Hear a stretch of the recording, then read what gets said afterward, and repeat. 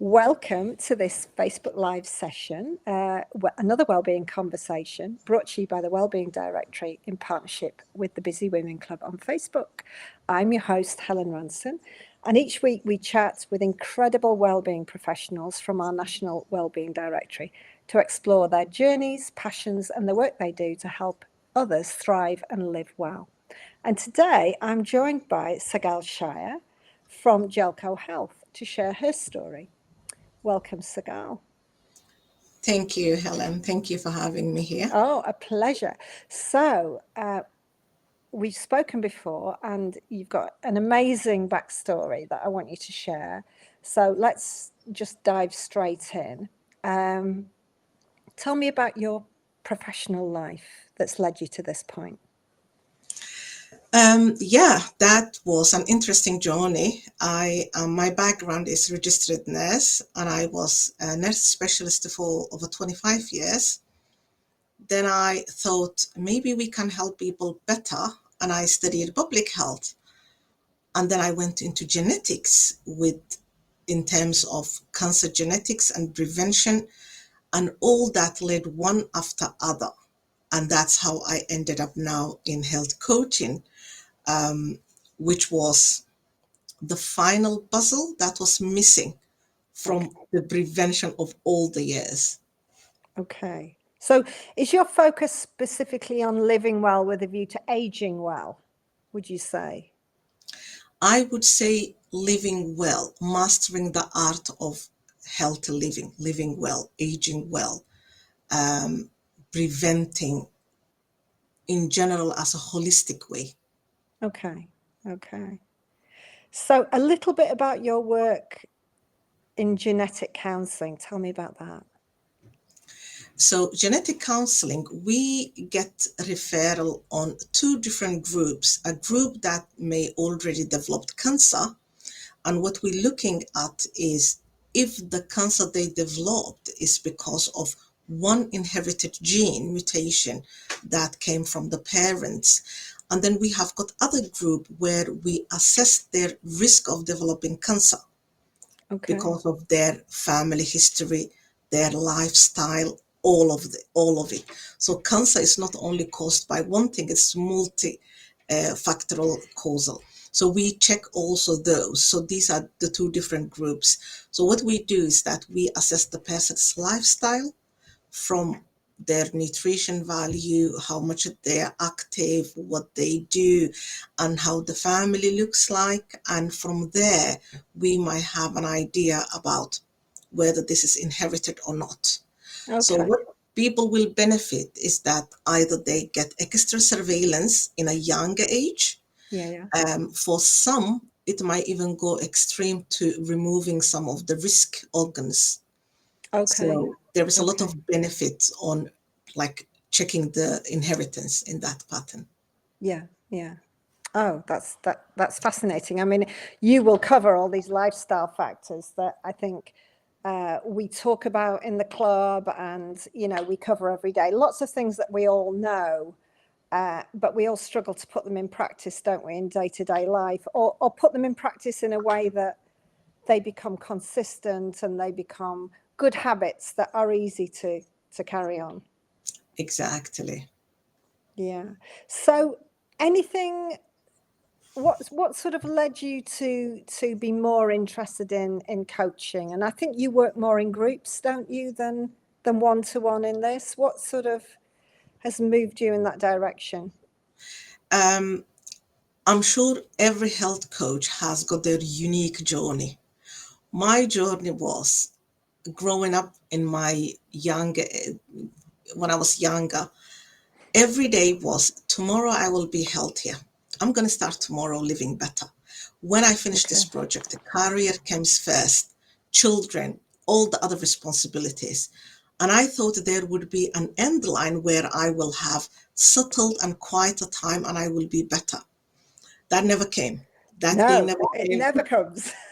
Never comes. And then I look at my department and everybody is struggling some sort of health issue, whether weight or sleep or whatever. Yeah. And it clicked my mind that it's not what we know, it's like how we do it that's missing. We Yes. study Yeah. when we are in the healthcare, what should be done, what should this person do. So we already know what should be done, but we don't know how should they do it. And if Mm, I couldn't apply it on myself, I couldn't really help my patients. And then mm. I come across the British Lifestyle Medicine Society, which is a new movement that want to change the healthcare system on focusing on prevention and reversion of the diseases, that we move away from medication to Okay. prevention and reversal. And then I studied health coach, so I combined the lifestyle medicine and health coach and my background to make the puzzle complete, to have the whole picture.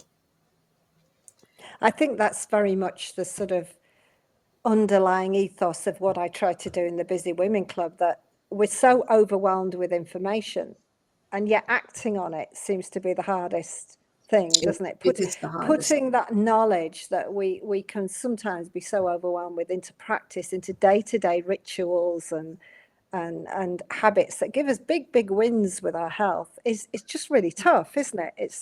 That It is consistency is really hard. absolutely, it's really tough, and the information is so overwhelming that you don't know. And if I look into it, like we have personalized the medicine. When we get somebody with cancer, we really check the tumor and we give specifically to the gene that drives that tumor. Yeah, Healthy living should be the same. It's yeah, personalized. yeah, yeah, There is yeah, nothing that fits everybody, but the information we get is the same one. yeah, And that's yeah. where the discrepancy comes in. And I think we've sort of lost that ability to be intuitive with our own health, haven't we? And to react to information and apply it to ourselves and our families in a unique way. We sort of Absolutely. are out of touch. We've disempowered ourselves a little bit with our general health and well-being.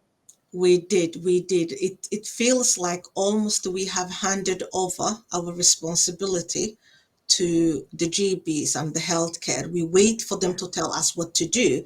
And if we look scientifically, if you go to the GP or healthcare and we check the labs will tell us whether you are sick or not. They will not tell us if you are about to become sick yes, or if yeah, you are heading to the wrong direction. They are there to show us when you're really sick.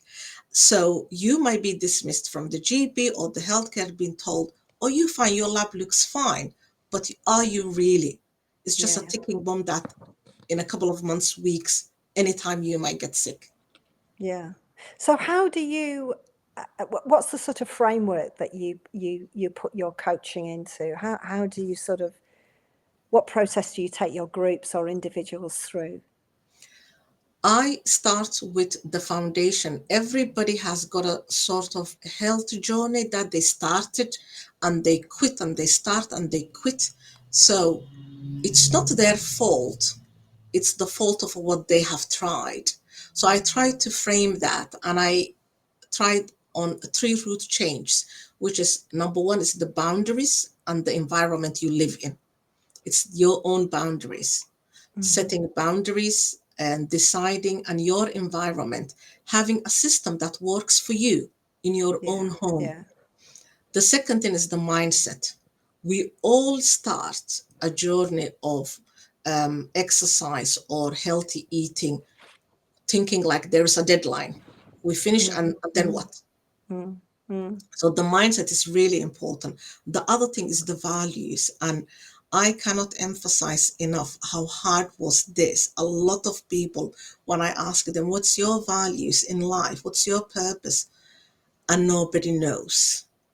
We mm, never click that. And if you don't align what every day you do into what you're going to do, so you can start so many exercise, so many different things, but if they not align with your family culture, your own mm, culture, your mm, preference. So I start with the three root changes, which is the boundaries and the environment and hmm. the mindset, and then the purpose and the value that you want to see, Yeah. why you want And to I, do this. I think we've always got a problem as well with, you go on any social media platforms and there's this before and after compare and contrast ethos, isn't there, with health, Yeah, that externalizes it. And we need it to be about us as an individual going forward. absolutely. Yeah, Walking enough for me? Well, probably it is. Is that a good enough exercise? I don't need to be doing hit sessions every day, or absolutely. I don't need a gym membership. Maybe Absolutely. if you have a dog, walking your dog can be your ethos, can't it? And the way that you get fit. It is a lifestyle thing that we need to adapt to. And lots of people are very, very busy and feel they don't have the time to commit, and Yeah. that it's just your personal health is just another overwhelm that you have to schedule into your day. Yeah, you're so right. It's the internal that matters more than the external. And Mm. everyone, every human in the world can do something. Hmm. So the myth of we can't, you have to go to the gym or you have to follow certain doesn't really exist. I mean, that is a myth that everybody should know. You can do something. Anybody can do Hmm. something. Yeah, yeah. So, before we started this, I asked you to throw me some questions out to sort of prompt you along the way with your thoughts. And one of them I've been dying to get onto, which I think loads of people listening will be really interested in, this one, is how do me as a parent, and now as a grandparent, but as a parent specifically, how do my lifestyle choices affect the my children's genes going forward? So I presume you mean by this preconception. So the way we live before we have children, or our lifestyle as we bring up our children as well. I mean, they both have huge impacts, don't Yes, they, on the health and exactly. well-being of our kids. That was a very interesting concept I came across like a couple of years ago.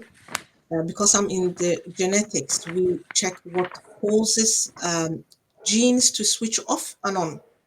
And that's called epigenetics, which happens all the time. Like if we move from country to another country, our genes adapt.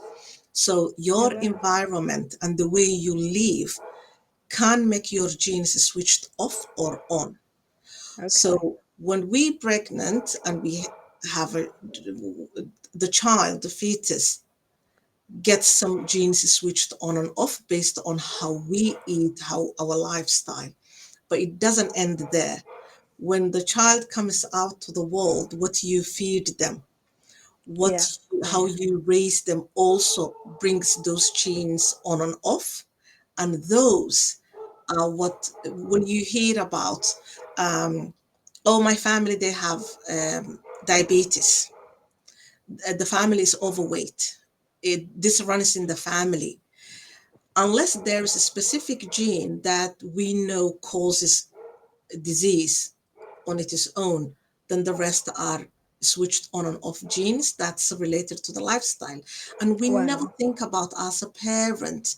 And I think this is a message that every GP or every healthcare should really remind the parents that what we do and how we raise our children will have an impact on their health in the future.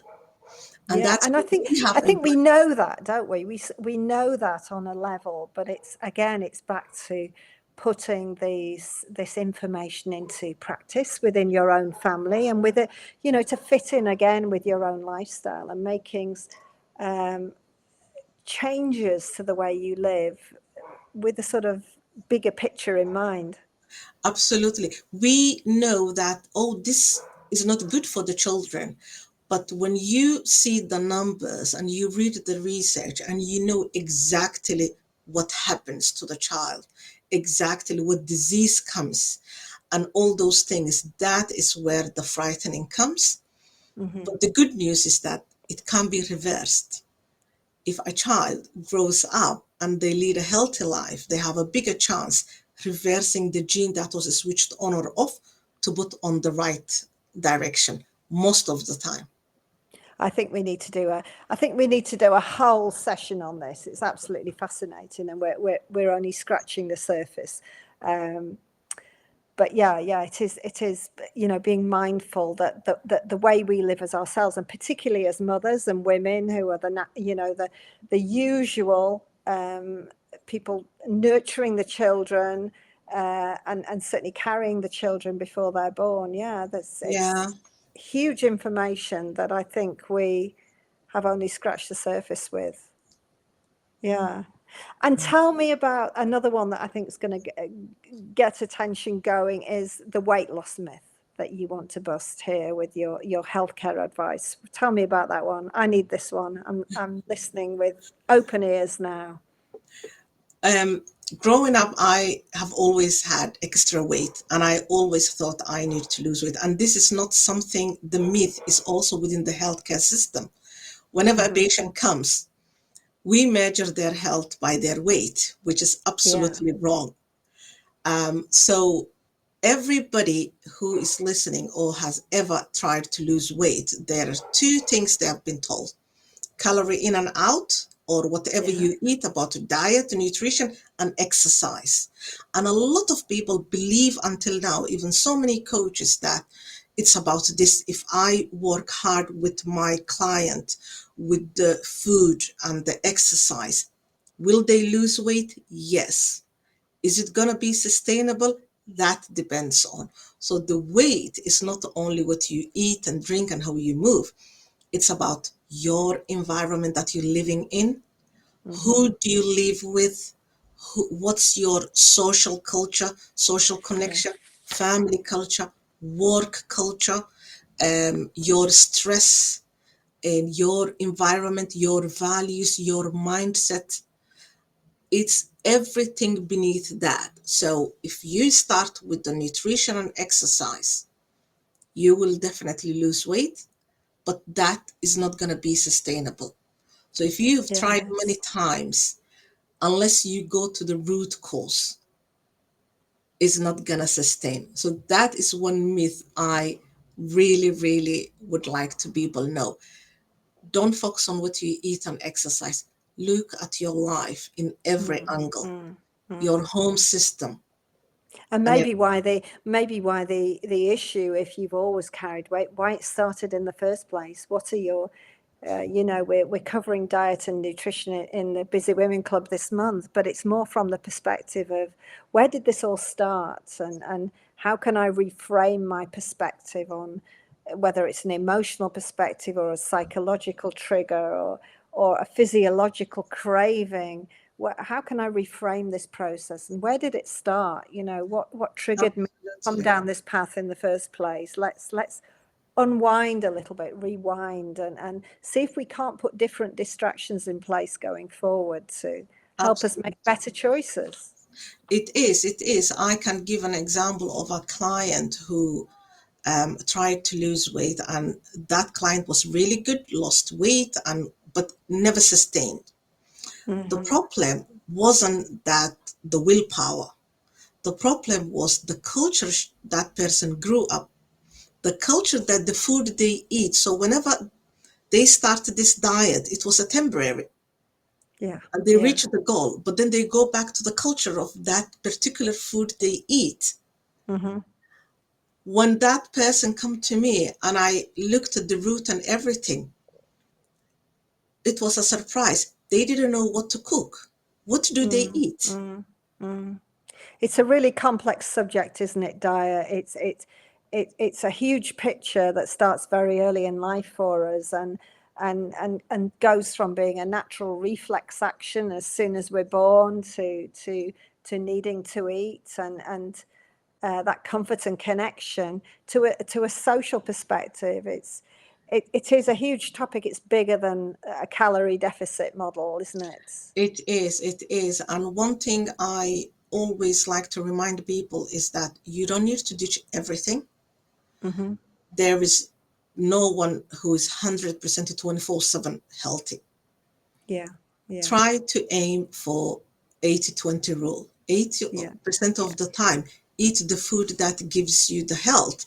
20%, maybe you can go back to your diet that you liked, the kind of food you love, once a week, once Mm-hmm. every 2 weeks. It doesn't kill you, but it might make your progress a little bit slow. So you might want, so there's so many different ways people can keep Yeah, their yeah, old version a little bit from that culture while they're living healthy life. yeah. And yeah, and again, it's avoiding the sort of pitfalls of making your health a competition against other Yeah. people. It's not a competition. It's there aren't numbers we need to achieve. I think the use of BMI is a measurement that's much debated now, isn't it, in defining health, but learning to define your own health and well-being and your own healthy weights is again part of an education process that's really missing Absolutely. from Yeah, I mean, healthcare, isn't it? it is really now transforming the healthcare, but it takes decades and years. Yeah. The research has shown, but changing takes time. But if the people try to change from their side, maybe then in the middle we will be able to meet and progress will happen quicker. Can you see it changing? Can you see a positive move towards us focusing on personal health more?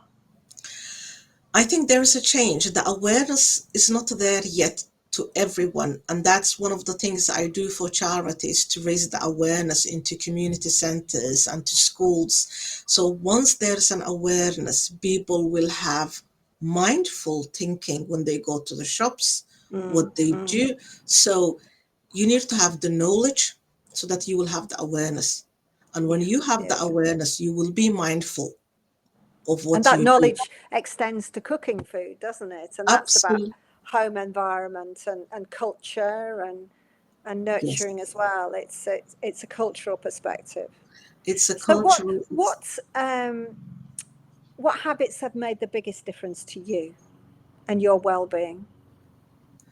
setting boundaries. Okay, Three things: setting boundaries and changing my environment, creating system that works for me. okay. Um, my mindset, changing my mindset. This is not 2 weeks period of change. This is part Mm, of my lifestyle. And the third thing that helped me was repurposing my values. What is it? So when I was younger, living healthy life was all about the look, yeah. the dresses I'm going to wear. I'm going to look like everyone else. The doctor tells me to lose weight, so that means I'm healthy if I lose weight. That changed it into what kind of a life do I want to have? How do Mm, I want to age? okay. Do I want to have a 10 years of quality of life followed by 20 years of sickness and bad quality of life? Or do I want to be able to do, what do I want to do when I'm in 70s or 80s? Mm, mm, So the mindset and the values have shifted, but the biggest help was setting boundaries and rearranging my home environment. It's not mm, only home environment, my family, my social network, literally rearranging everything I know to what suits me. mm, mm, And that was the biggest challenge. That was one of the reasons why I have been failing every year, starting Monday, quitting Friday, starting Monday, quitting yeah, yeah, Friday. yeah, That yeah. was it. It has to fit in, and your lifestyle practices have to empower you, not disempower you with too much overwhelm and challenge, or you're setting yourself up to fail by Tuesday, aren't you? Absolutely. Absolutely. Yeah, yeah. Yeah. And what do you hope people would take something away from our conversation today? What would you like them to take away with them? I, if I would say a lot, I would say as much as I can, but let's just have the easiest one. Leading a healthy life should not feel hard or inconvenient or unsustainable. If that's how a person feels right now whenever they try something, it doesn't mean that they have failed. It simply means they haven't yet found what truly suits them. Mm, So it's all about what suits you. and looking into your intention, mindset, your environment. That's one thing I would like people to know. If you've been trying so hard many years, trying to have a control over life, there are sometimes we might reach a goal, but do we feel that we have a control over the goal we reached, Mm, that we can mm, sustain, that we satisfied?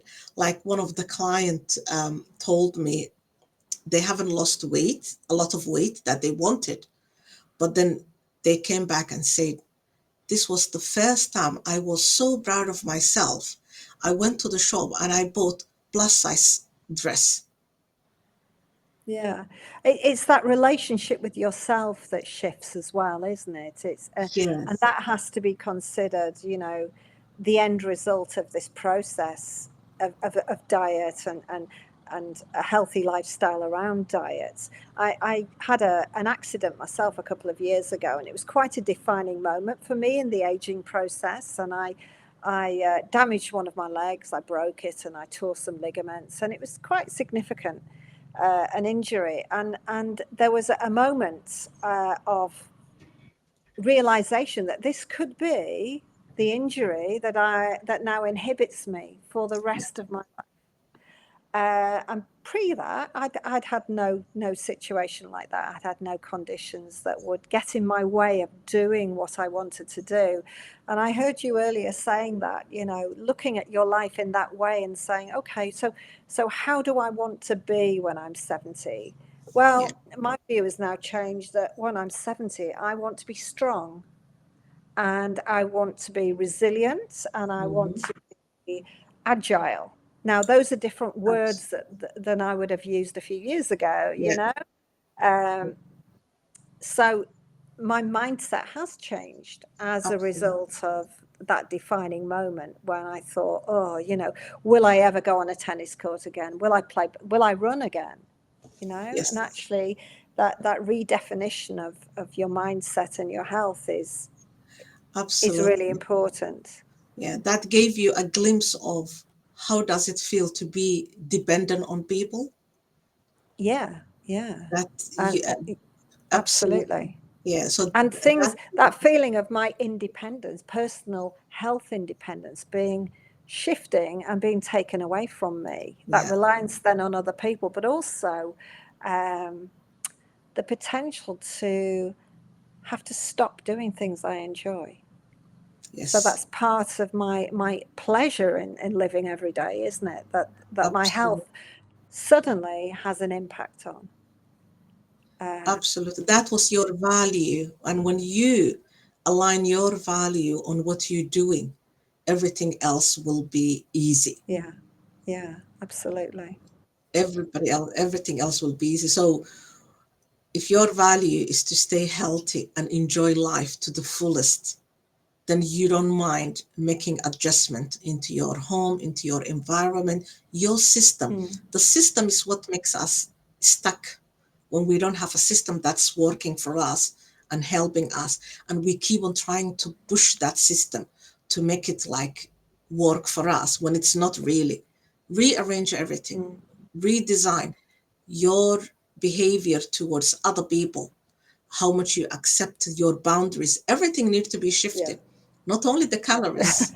Oh, do you know what? I think we could talk forever here. It's so fascinating exploring a different way of thinking about your well-being, and the bigger picture that we all should be focusing on as we age, and yeah, and the genetic side of it. Yeah, we need another conversation, Sagal.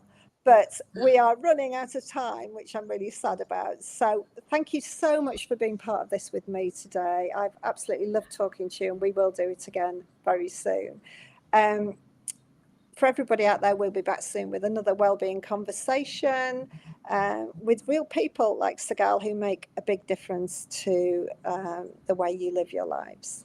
Uh, Thank you so much for now, and I'll speak to you very soon. Thank you. Okay. Thank you.